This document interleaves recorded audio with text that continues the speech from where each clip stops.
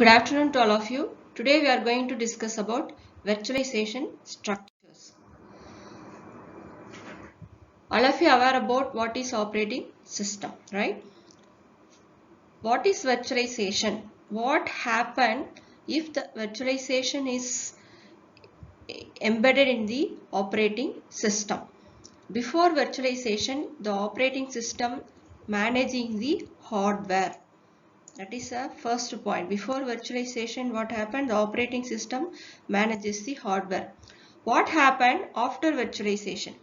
After virtualization, a virtualization layer is to be inserted between the hardware and the operating system.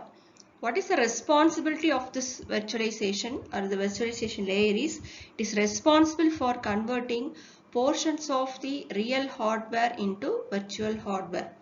All of you know what is real hardware, but we need virtual hardware for developing some applications. Means we need this virtualization. That is the main concept of the virtualization. Once after the virtualization, default virtualization layer is to be inserted between the hardware and the operating system. So this virtualization layer is responsible for converting portions of the real hardware into virtual hardware. Therefore, different operating systems such as Linux and Windows can run on the same physical machine simultaneously. Depends upon the position of the virtualization layer. There are several classes of virtual machine architectures, that is hypervisor architecture, para-virtualization architecture, and host-based virtualization architecture is there.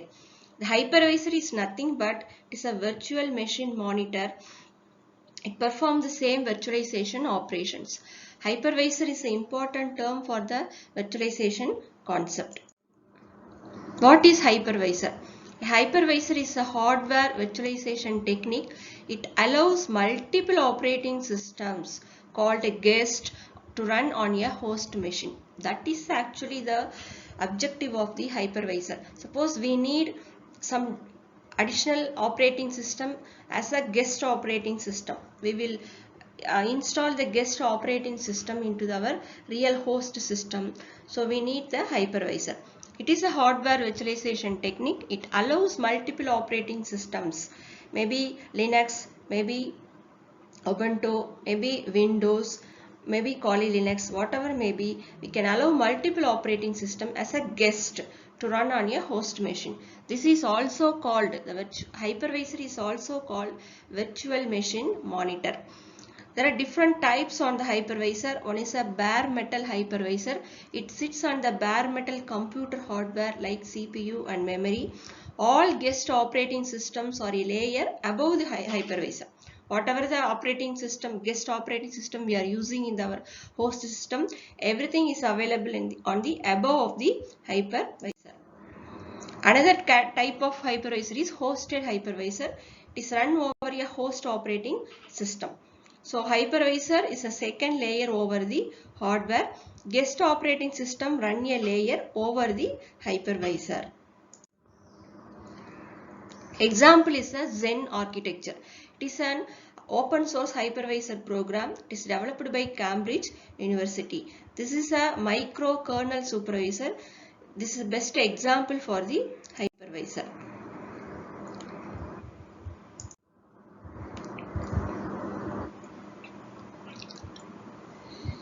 Next one is I already told the full virtualization and host based virtualization. There are two categories. Depending upon the implementation technologies, hardware virtualization can be classified into two categories. One is a full virtualization and another one is a host based virtualization. What is full virtualization? Full virtualization, no need to modify the host OS. That is the important point.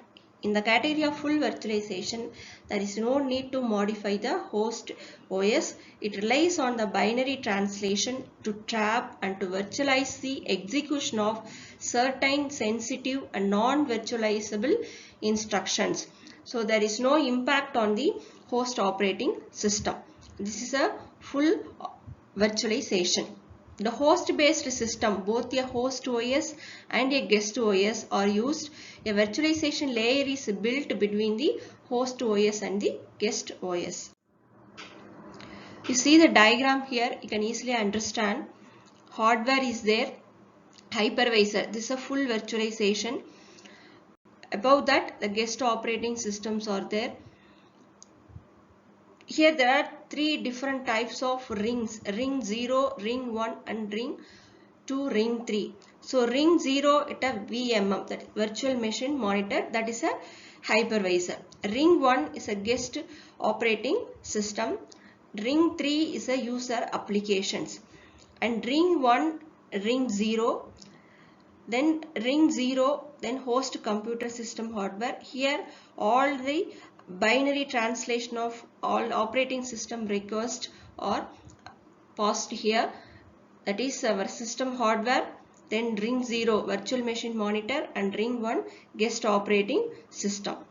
So this is a diagrammatic representation of how the hypervisor is to be installed in the host operating system or host system.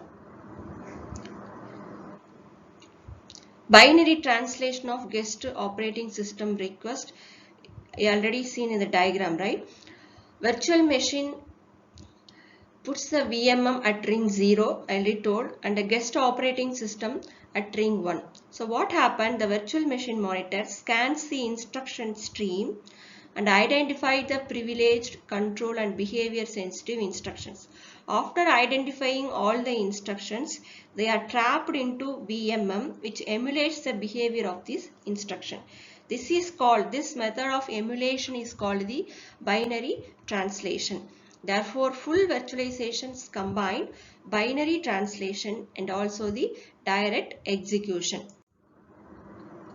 See here, ring 0 VMM, ring 1 guest operating system and ring 3 user applications. Here the hardware is there.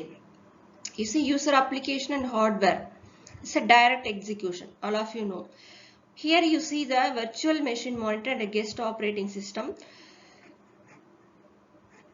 Binary translation of operating system records are happened here. After trapping all the virtual machine instructions, then we will execute the instructions in the guest operating system.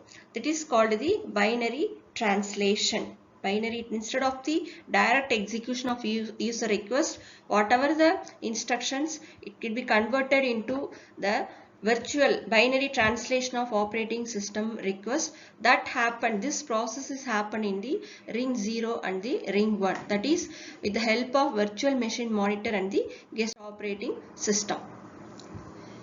Then another important category of host based virtualization, this is another category.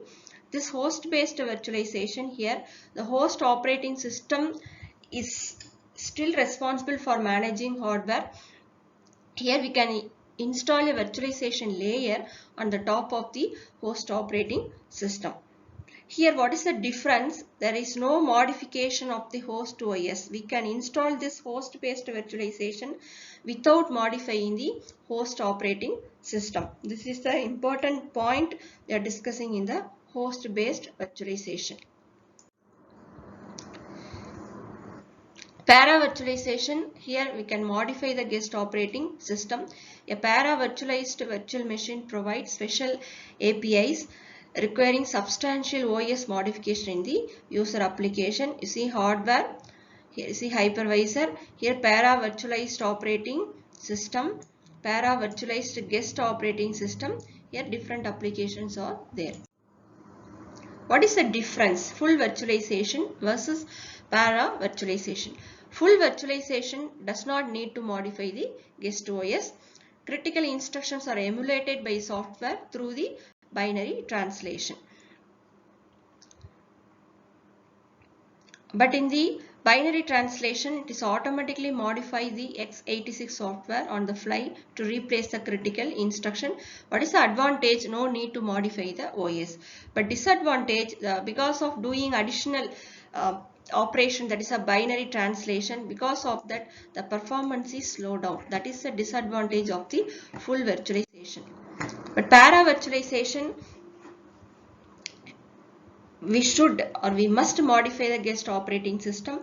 Non-virtualizable instructions are replaced by the hypercalls. That concept, that's a hypervisor. Here we are using the, instead of binary translation, here we are using the hypervisor. That is a Zen architecture we are using here for para-virtualization.